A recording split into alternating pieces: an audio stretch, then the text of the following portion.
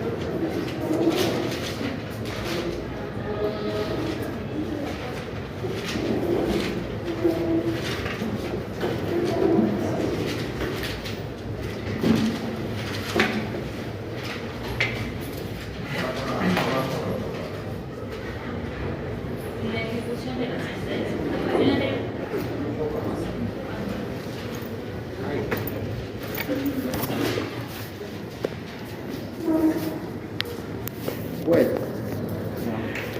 en realidad esa es la parte que no habíamos tocado.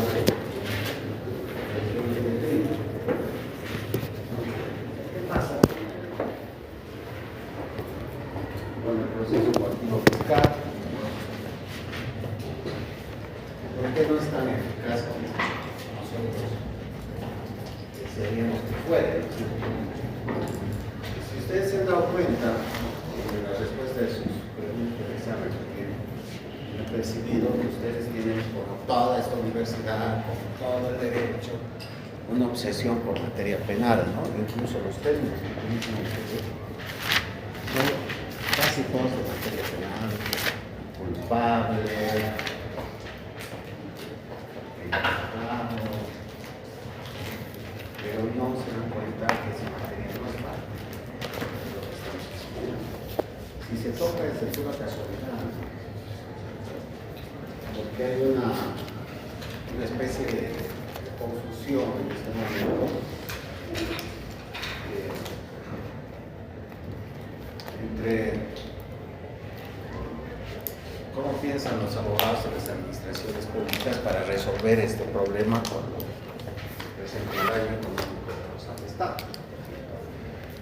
Entonces, como no saben cómo resolver el asunto, se van a lo más fácil. Lo más fácil es buscar en materia penal respuesta.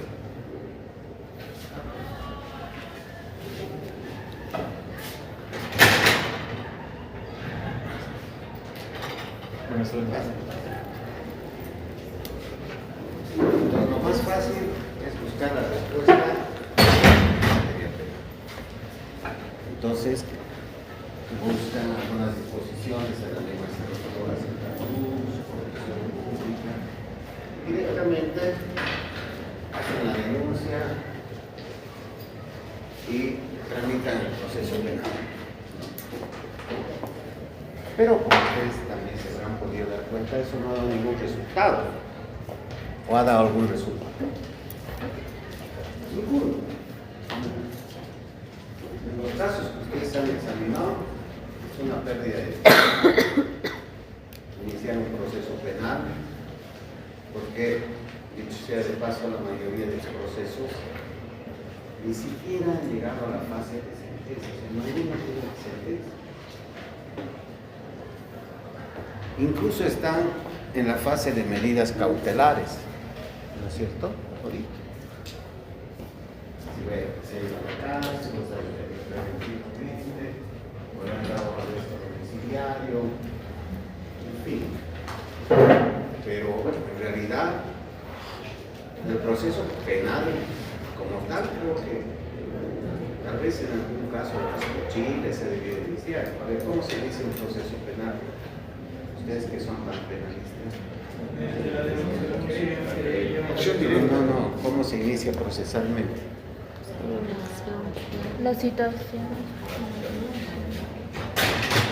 ¿No? Con una acusación, ¿no es cierto? Tiene que existir una acusación. ¿Y eso se lleva a cabo dónde? Es que en un tribunal de sentencia. Porque ustedes han creído la fábula de los juzgados anticorrupción. Buenas tardes, doctor. A ver, tenemos juzgados anticorrupción, ¿no? ¿Sí? Sí. ¿Y realmente sirven para algo? ¿Para qué sirven? Ahí se inicia el proceso penal. Ahí se dicta sentencia.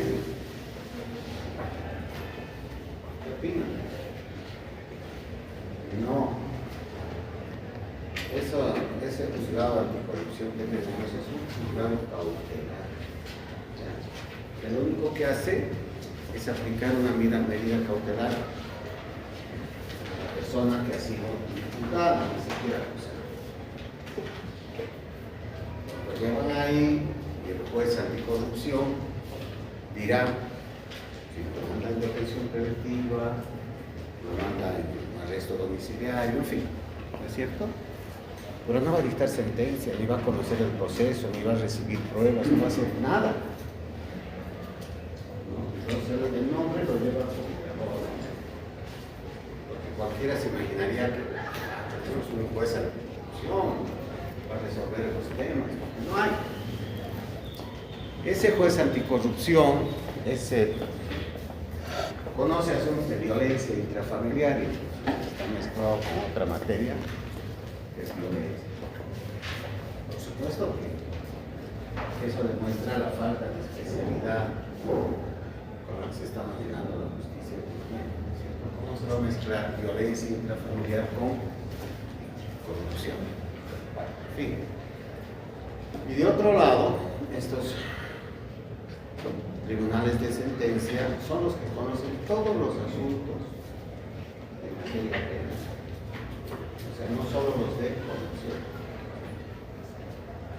Entonces pregúntense si hay una verdadera especialidad o especialización en la justicia, ¿no? No hay. Y de otro lado, la mayoría ni siquiera ha llegado a sentencia. Y aunque llegara, en los hechos no se ha podido recuperar ni un solo movimiento. El único caso que se ha recuperado, según lo que ustedes estaban analizando, de este grupo, pero el partido fiscal. Entonces, como que hay una serie de mezclas que se producen, dos choques, digamos, entre materia penal y materia coactiva fiscal. Lo cierto es que, pese a su antigüedad, el proceso coactivo fiscal, desde el año 76, ¿no es cierto?, siempre ha sido más eficaz que el proceso penal. ¿Por qué? Porque si ustedes han revisado lo que hemos estado analizando poco a poco, se habrán dado cuenta que ya desde esa época se dieron cuenta que todos estos hechos de daños económicos se han impregnado, no ya que nadie se encuentran impregnados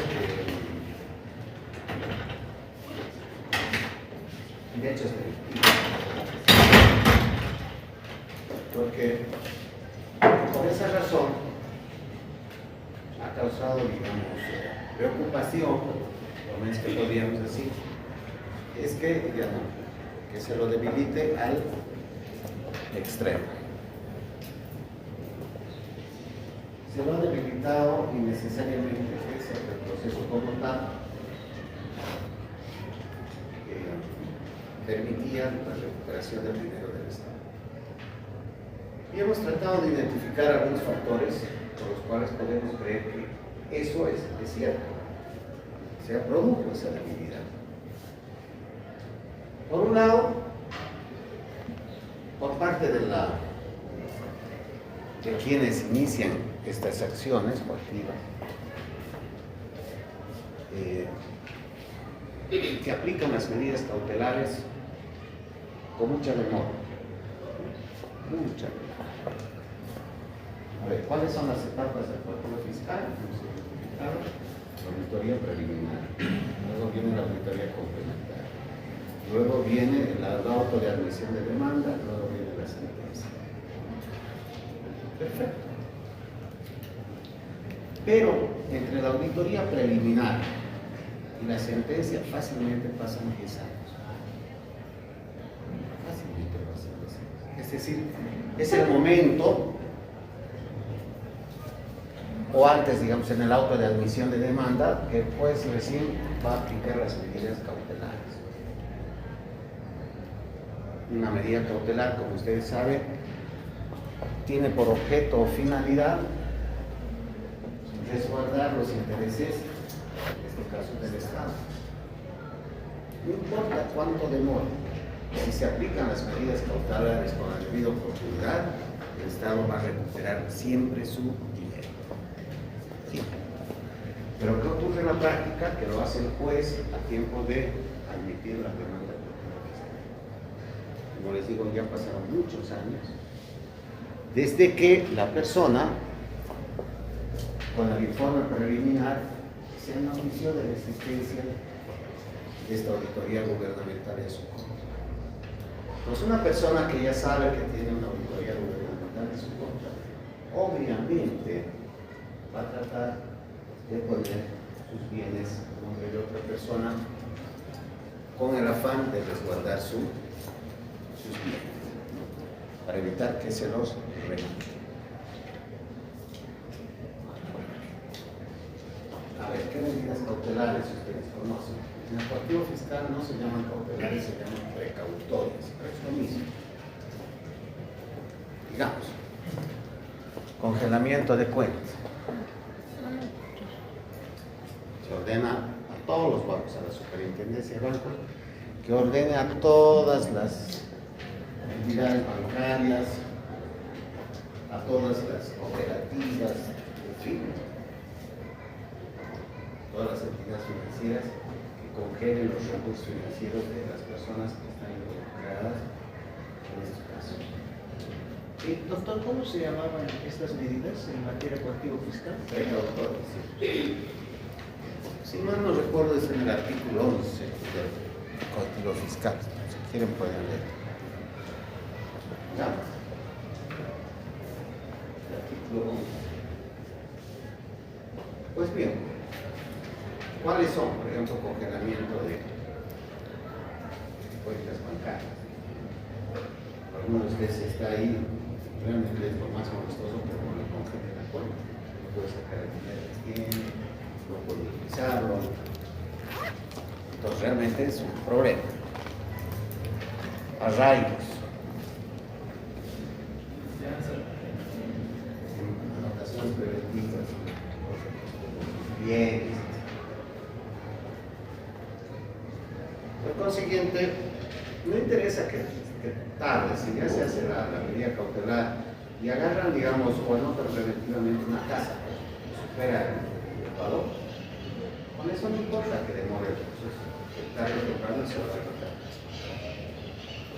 Sí o sí, o se congela, digamos, un dinero que sea lo suficiente para asegurar el resarcimiento, no importa que demore. Igual sucede eso en materia tributaria. El Estado se asegura. ¿Pero qué ha pasado? Que se demora. Entonces, ¿ustedes dónde creen que se debería aplicar la medida cautelar? Cuando el juez admita el proceso coactivo fiscal, con la nota de cargo, en el auto de admisión de demanda del proceso coactivo fiscal, ¿en qué momento sería oportuna la aplicación de medidas preparatorias o precautorias? ¿Cuándo?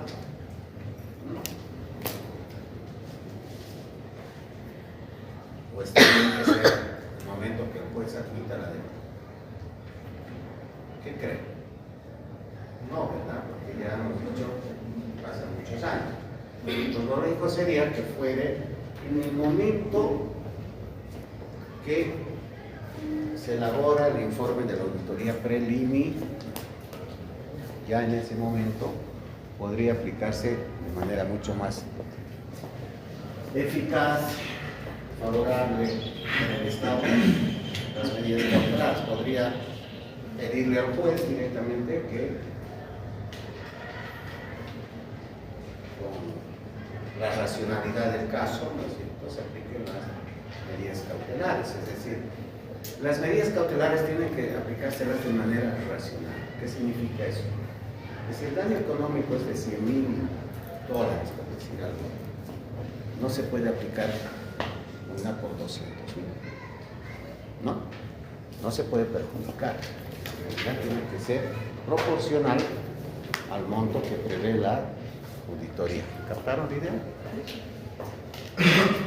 Por consiguiente, ustedes pueden notar,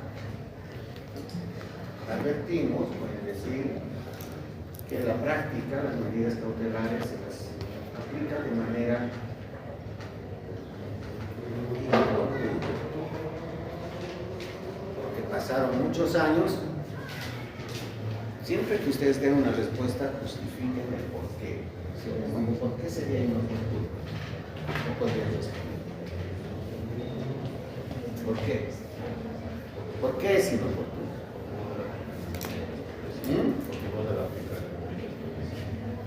¿Cómo? Por el tiempo. ¿Qué efectos negativos causa? ¿Por qué causa inconvenientes la no aplicación oportuna de las medidas precautorias? Porque dificulta recuperar el dinero, doctor, porque la persona implicada puede proceder a vender sus bienes y ya no va a haber con qué recuperar. Yo me iba a decir, doctor, que le da tiempo todavía a resguardar sus bienes. Claro que sí, ¿no? Es inoportuna porque la persona que se encuentra involucrada en este tipo de procesos pone a nombre de otras personas sus bienes, perjudicando los intereses del Estado. Bueno, otro detalle que resulta, digamos, muy adecuado es la lista de involucrados insuficientes que normalmente pasa la Contraloría. Ustedes saben que en los informes preliminares siempre hay una lista de personas involucradas. ¿Es cierto? Lista de personas involucradas. Entonces, digamos que en el informe preliminar hay 5, va al complementario. El complementario puede ratificar los 5 o puede excluir algunos, no puede quedar 4. Pero ni siquiera el complementario puede añadir, o ni siquiera podría añadir a un sexto. ¿Por qué? Porque al no estar en el preliminar ese sexto, no tuvo la oportunidad de presentar sus descargos, sus aclaraciones y sus justificaciones. Entonces la regla tiene que ser para todos por igual.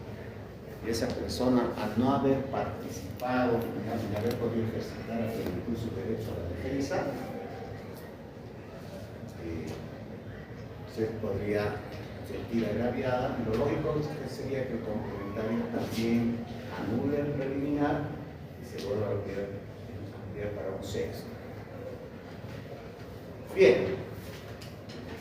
Lo peor, sin embargo, no está en el complementario, porque este asunto puede ir a derivar a la justicia ordinaria, como sabemos, y el juez en algún momento va a dictar una sentencia. O de repente los vocales van a dictar, después de algunos otros años, un auto de vista. Y después, los magistrados del Tribunal Supremo de Justicia van a dictar un auto supremo. Todos medidos en el tiempo, por unos espacios de 2 o 3 años cada uno. Pues puede ser que alguno de estos tribunales de justicia digan, ¿por qué no está el sexto? ¿Por qué no está el sexto?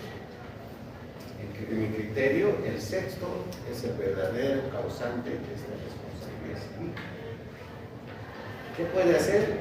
No puede hacer nada más que anular si realmente quiere incluirlo al sexto. Pero al frente tiene el inconveniente de que había transcurrido más de 10 años y el único perjudicado, como siempre, es él. Entonces, si van a querer anular, lo van a hacer perdiendo otros 10 años y hasta que lleguen a las límites van a pasar otros 10. La observación radica en el hecho de que la Contraloría pone mucho énfasis en la nómina de las personas involucradas cuando solamente puede establecer indicios. ¿No es cierto? Es decir, probabilidades de que esa persona hubiera causado el daño económico, no certeza absoluta. No certeza absoluta.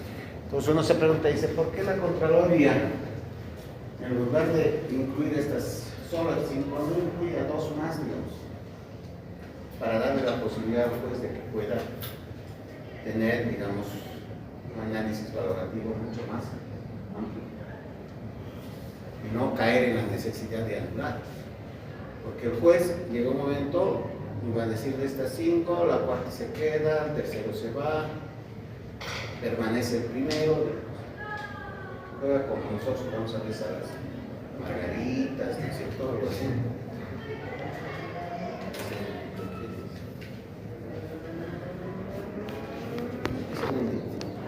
Aló.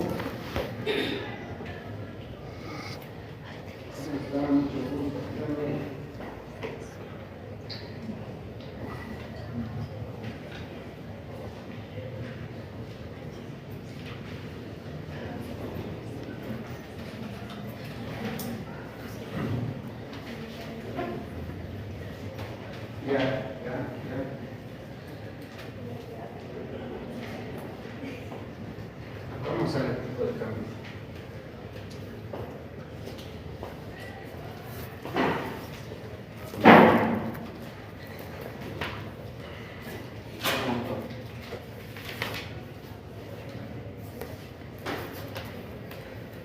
Mira, yo creo que sí. Sabes que ahorita estoy en proceso, te llamaré. ¿Ya? Te llamo. Tengo que vender un... Entonces, a ver, esa parte me gustó. La Contraloría se fija mucho en la lista y no así en la... Entonces, si ustedes se ponen, y por un momento serían jueces, les da una lista de 5 personas. Usted dice, ¿por qué este sexto? O sea, se pone una situación muy difícil porque usted tiene que administrar la justicia, tiene que hacer lo correcto. Y ese sexto no lo puede incluir porque tendría que anularlo. Y a mí me pasa eso. No voy a sacrificar a algunos de los que están. Claro, los que están tampoco dejan de no ser responsables, ¿no es cierto? Pero tal vez en un grado. ¿No es cierto? Entonces el juez se ve ante la disyuntiva de perjudicar al Estado o hacer una justicia mucho más certera. ¿Se dan cuenta, no? Esos son los dilemas del juez.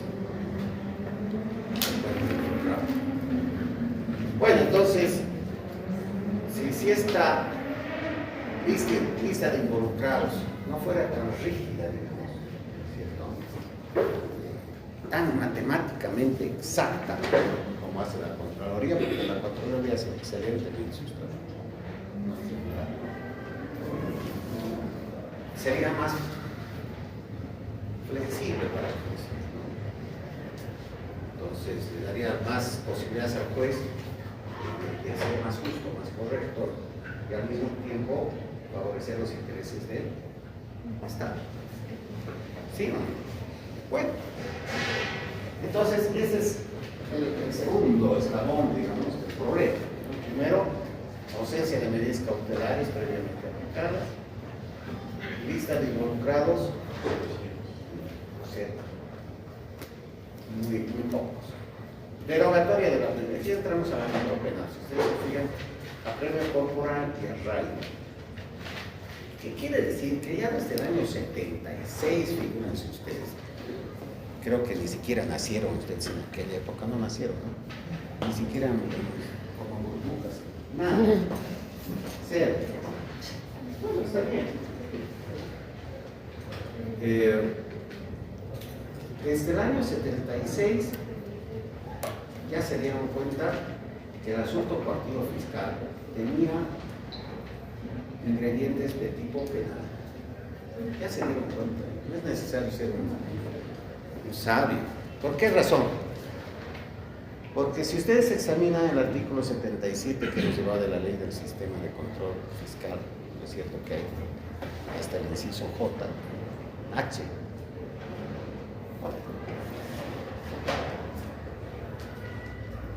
Se van a dar cuenta que la mayoría de estas causales son de tipo penal.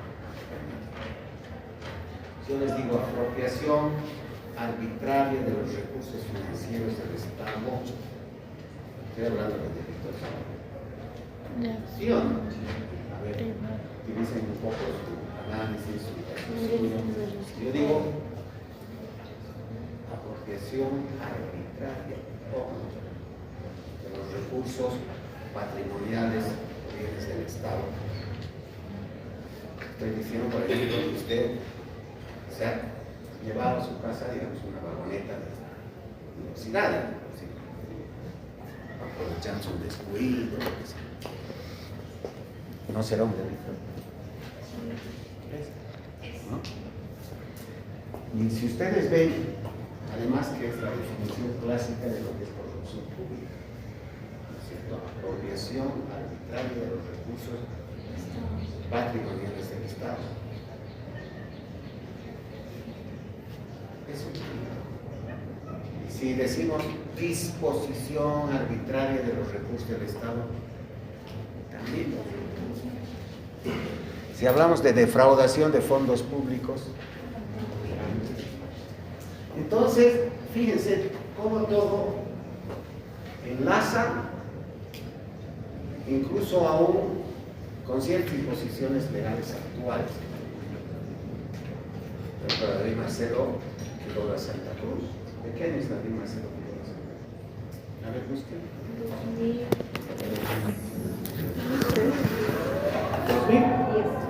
2010.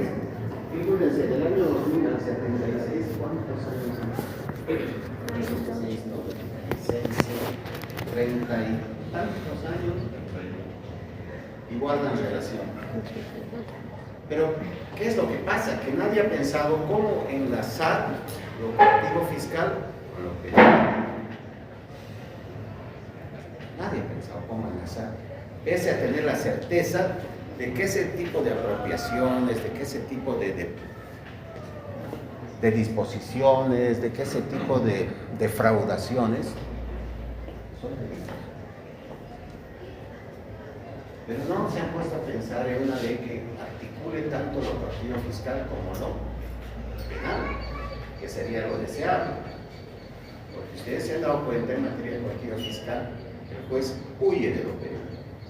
No tiene potestad alguna para disponer, digamos, una sanción de tipo penal, porque su única preocupación es lograr el resarcimiento del daño con responsabilidad civil. Nada más.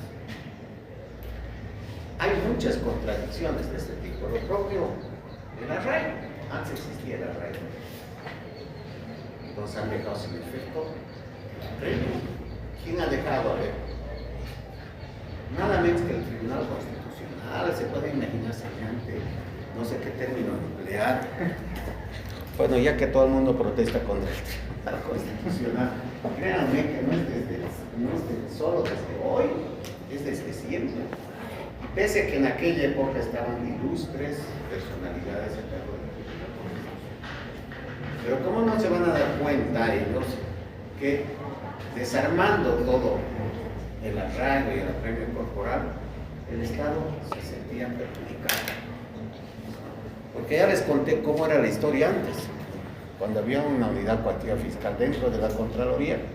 Digamos, a usted le notificaban, le citaban, mejor dicho, con la demanda, iba al juzgado Y si usted no estaba con todo el dinero en la mano, porque en aquella no había QR, no había QR, tenía que llevar prácticamente el bolso o hacer un depósito judicial, se iba directamente a la casa. Ese rato era ya muy rígido, muy duro. Pero gracias a esa dureza, el Estado recupera. No, señor, usted está en la auditoría gubernamental. Si quiere estar libre, rezarse. Por adelantado, antes de que se quiera hacer. Era muy duro. Yo he dicho, a mí me parece un poco exagerado, que sin que la persona tenga derecho a presentar sus descargos, sus aclaraciones, ¿no es cierto? Directamente pues se le obligue a dejar una suma de dinero, que son sumas bastante fuertes.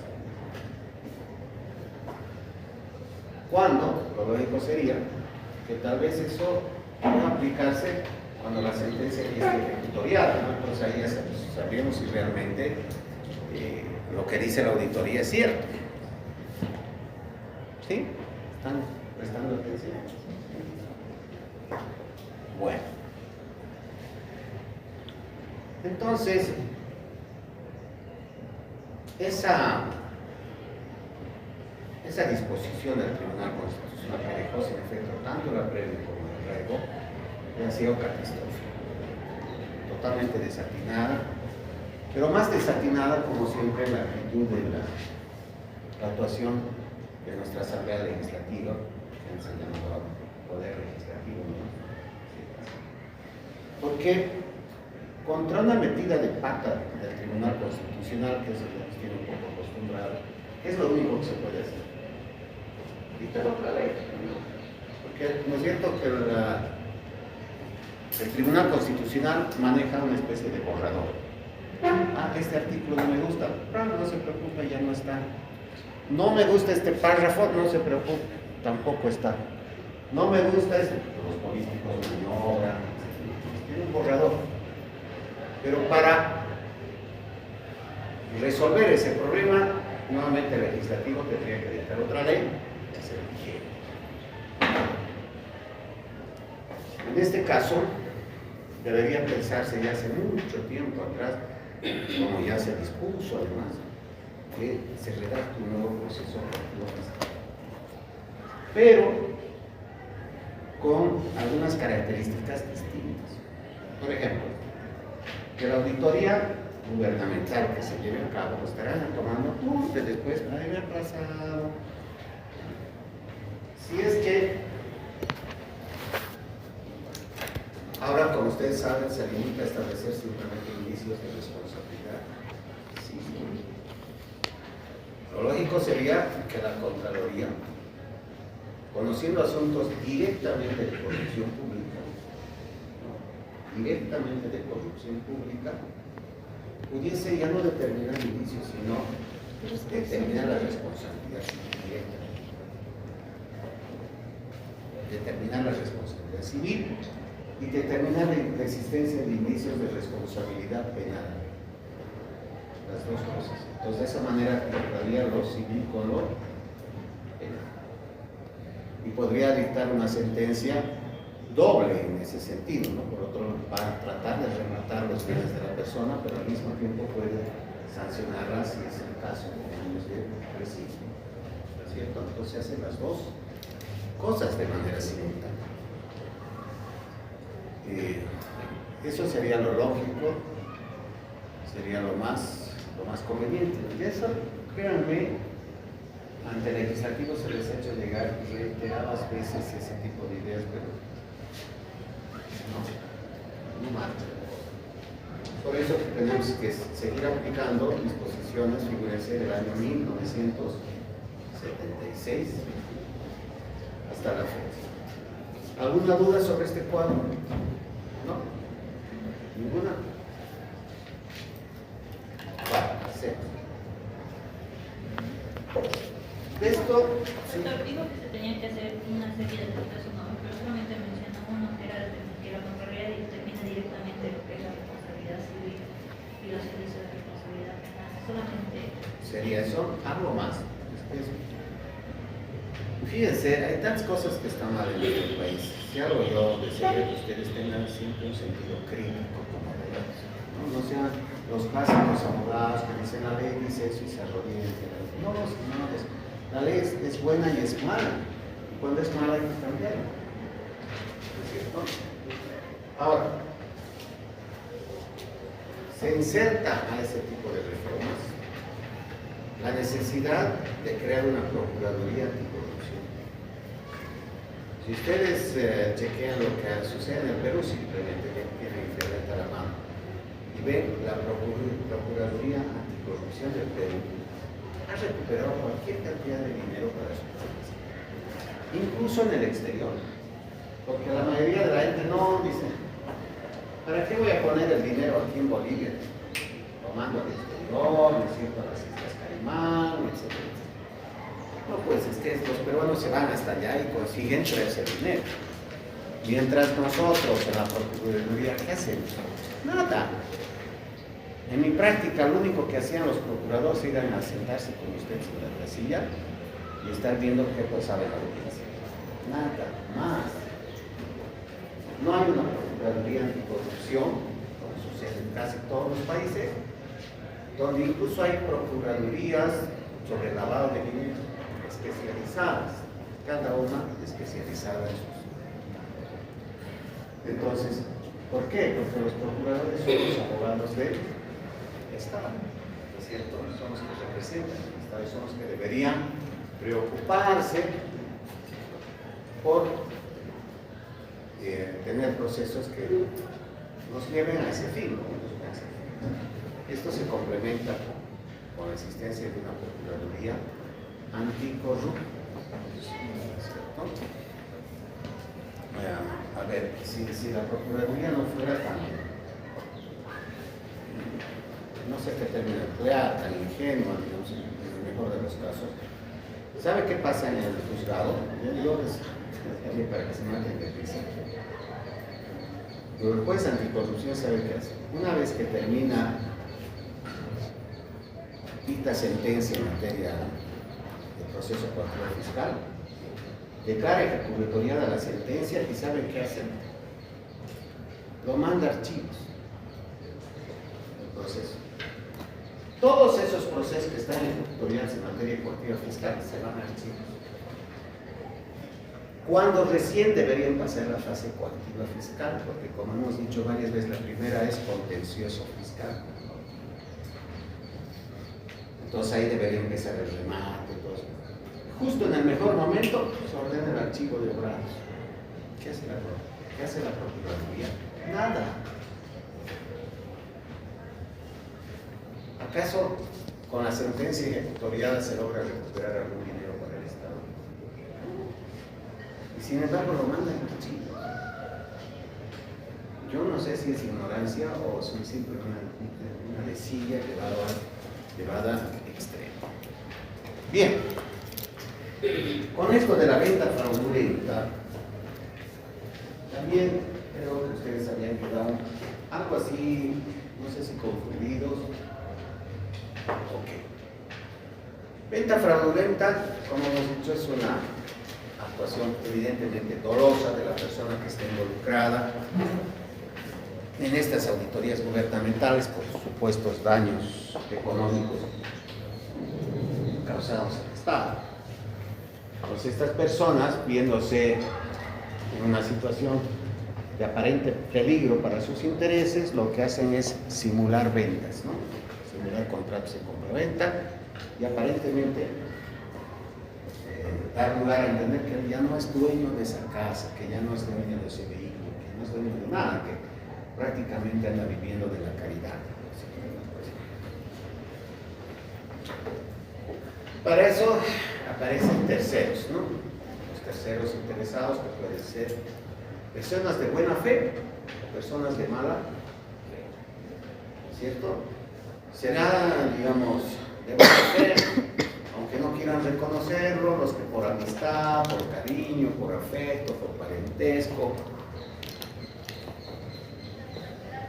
participan en esto como supuestos colaboradores.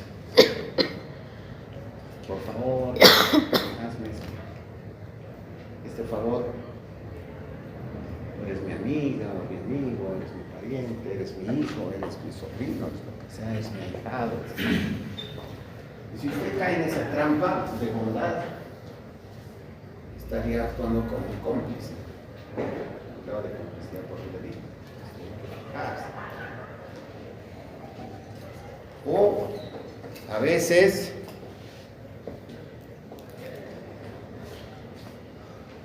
puede que ustedes participen, digamos, por una especie de soborno.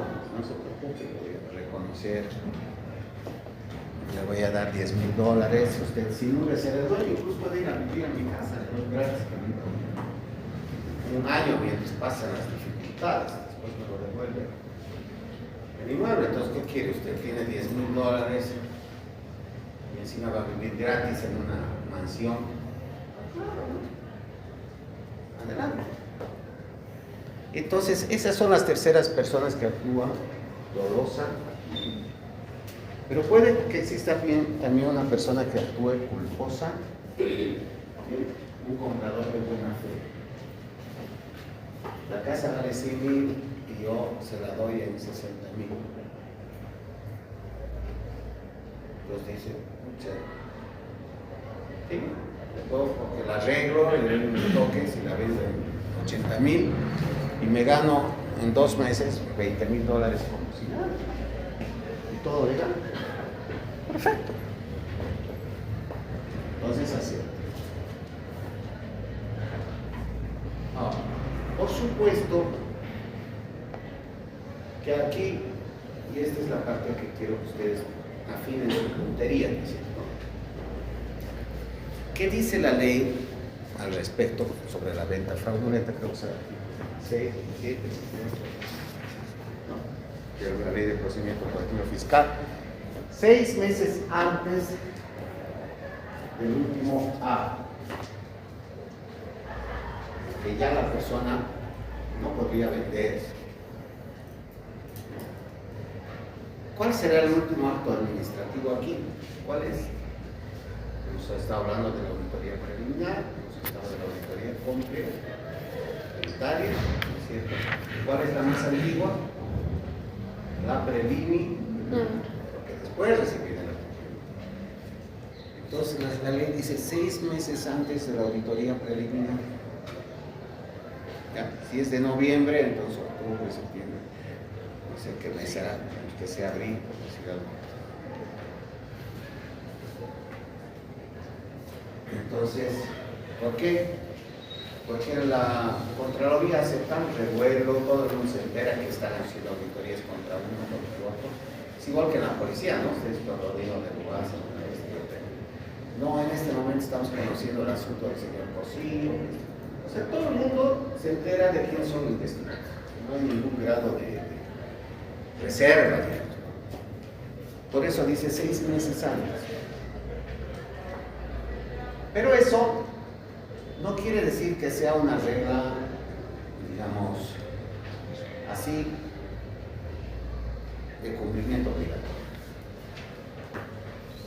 Porque si el informe preliminar es de noviembre y digamos los 6 meses se iniciaron en abril, tú como juez tienes que examinar si esa persona al momento de se produjo la venta realmente sabía o no de la existencia de esa auditoría. Porque puede que nunca se hubiera enterado, puede que hubiera estado en la China, hubiera estado enfermo, nadie le hubiese hecho nada, entonces lo hubiese vendido a la casa, digamos, en octubre, dentro de los 6 meses. Entonces esa valoración la tiene que hacer él.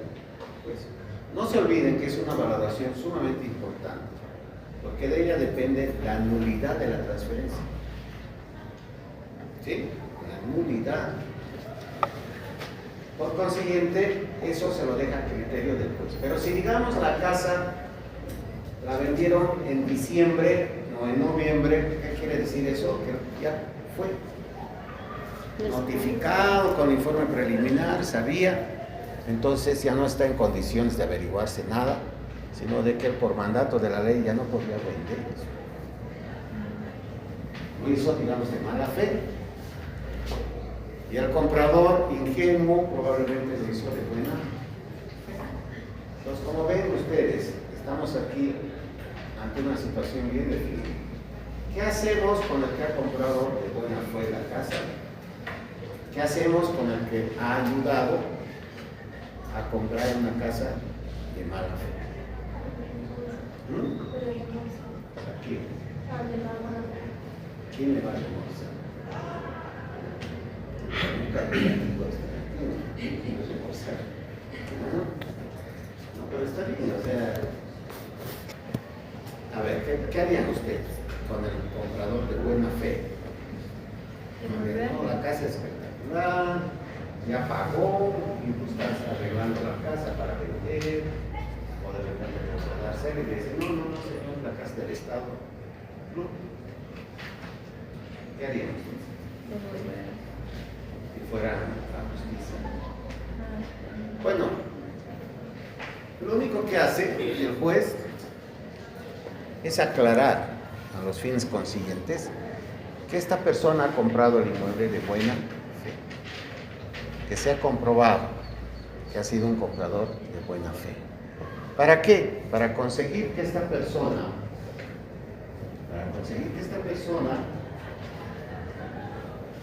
intente una acción legal contra su vendedor, contra quien lo habría estafado, ¿no es cierto? Más o menos al estilo de estelionato. ¿Ustedes saben qué es el estelionato? Cuando se vende una cosa que está grabada, se traduce 337, comete un delito. Aquí, si la persona vende algo Bienes que no le corresponden a la persona. que sabía que por mandato de la ley que no podía venderlo porque ya fue anunciado con una auditoría gubernamental, entonces está cometiendo un delito. Ya, penosamente en ese afán ha hecho caer a su hijo, ha hecho caer a sus parientes, sus amistades, y hasta personas ingenuas que pueden comprar esto de buena fe. Hoy en día estamos viendo eso, ¿no? Con las inmobiliarias, que cae uno, que cae el otro. La cosa está muy delicada. Porque además, no se recordó, no me acuerdo hace años cuando hice los estudios en España, ya en los terrenos se veían unos edificios huecos. ¿Qué pasa con ese edificio? Ya no hay quien se interese en comprarlos. Ya no hay. Y muy parecidos a estos, porque aquí ya hacen viviendas ya no para personas humanas, sino para pajaritos, horneros, creo, ¿no? Porque son chiquitas, ¿no? Quieres poner tu abrigo ya bien. Una cama, ¿no? Una entera. Chiquita. Bueno, estamos entrando en una situación muy delicada. Bueno, entonces, ¿alguna duda sobre esto de la... Oh, perfecto. ¿Qué está casa? ¿Qué está pasando? Pero voy a tener que solicitar para que reaccionen energizante. ¿Qué toman ustedes para estar de buen Una maldad. o le tiran una machucada? Mirá que nunca han pinchado ustedes en su vida.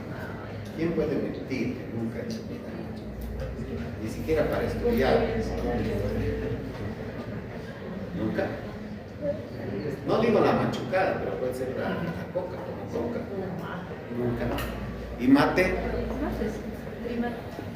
Tiene coca. No es mala la coca. En Argentina, en las discotecas,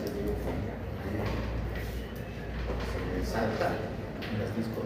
En lugar de papas fritas, se hace su agua de coca, porque consumen un horror.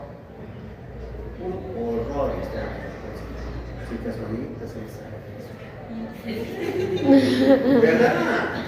Vayan a las discos allá. No, la coca no es tan mala como parece, pero digamos, claro, la machucada parece que ya con... Esta procesada. Sí, sí. Le aumentan los saquitos. Está bien. Otras cosas, eso ya no me meto. Eres denso. Hoja. Tampoco quiere decir que no lo consumen. Porque es excesivo, siempre puede. Pero ustedes los vean tan cansados que podrían tener control de su vida, realmente es un calvario, así. Pasan asistencia familiar a 4 chicos. ¿No? ¿Ninguno? No puede suceder. No hay reglas en la vida. Pero tiene sus pros y sus contras. A veces tener hijos rápido también te permite jugar con ellos rápido. O sea, todo es muy relativo en la vida. Bueno, ¿alguna pregunta sobre esto? Doctor, ¿cómo puede comprobar el comprador de buena fe que ha comprado? ¿Quién es el encargado de este comprador? El juez.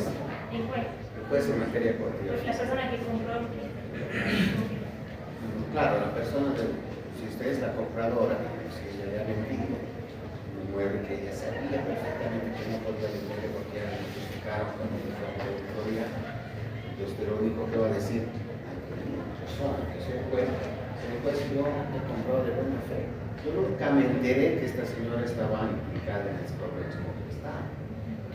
Simplemente sacó un aviso, me dijeron que estaba vendiendo, me rebajó, estaba en 100.000, me rebajó una rebaja considerable, ¿cierto? Pero yo nunca lo hice porque sabía que había irregularidades, simplemente porque ahí es la ley de los hechos. Yo compré de buena fe. Entonces yo como juez puedo comprobar haciéndole también preguntas a ella, con testigos, no es perfecto. Si eso es falso, es verdadero. Además ella seguramente va a prestar una especie de confesión provocada, las confesiones que siempre son para juramento, la verdad, la alternativa de juicio por el falso testimonio, en fin, hay muchas reglas que es de conclusión. Pero digamos, el comprador de buena fe, seguramente yo voy a concluir señalando, ¿no?, que usted ha comprado, figura como propietaria, porque lo hizo de buena fe. Pero no se encuentra, no se establece ningún antecedente que establezca que usted lo hizo para favorecer y perjudicar a los intereses del Estado. Y voy a determinar que no tiene ninguna indicio de responsabilidad penal en su participación. ¿No? Y también voy a determinar el derecho que usted tiene de iniciar el juicio penal a ella por estafa de la que ha sido para recuperar su vida. Pues nada más, después la casa la llevamos a remate y el Estado recupera su. ¿Cómo lo va a recuperar? Pues hemos dicho, hay 2 vías. Una es la. ¿Cuál?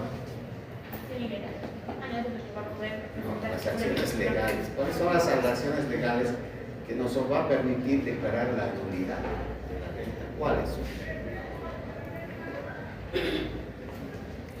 Una, la primera, será la acción oblicua o pauliana. Voy a buscar en el internet esa acción oblicua. Se van a dar cuenta que cuando hay ese tipo de ventas ilegales, etcétera, disimuladas, en realidad no son reales, no son auténticas, simplemente son engaños. Alguien que aparece sorpresivamente como dueño de la casa y usted lo veía en la calle, estaba barriendo la calle, pues no le va a llamar la atención, ¿no es cierto? Que de pronto, como si hubiera recibido una herencia ¿de quién? De Bill Clinton, no sé, me llegó, como la otra vez, una cosa absurda, una lluvia de peces, no sé qué país te va a pasar. Sí, una lluvia de peces, en una calle así, lloviendo peces así, no había sido porque hubo una especie de molino en el mar, y que botaban los peces a kilómetros de distancia. Un fenómeno increíble. Bueno, más o menos, alguien que de repente estaba ahí en lugar de peces, recibió dólares y dólares y dólares. Entonces, estado viviendo en la calle todo el tiempo, le compraré a mi vecina.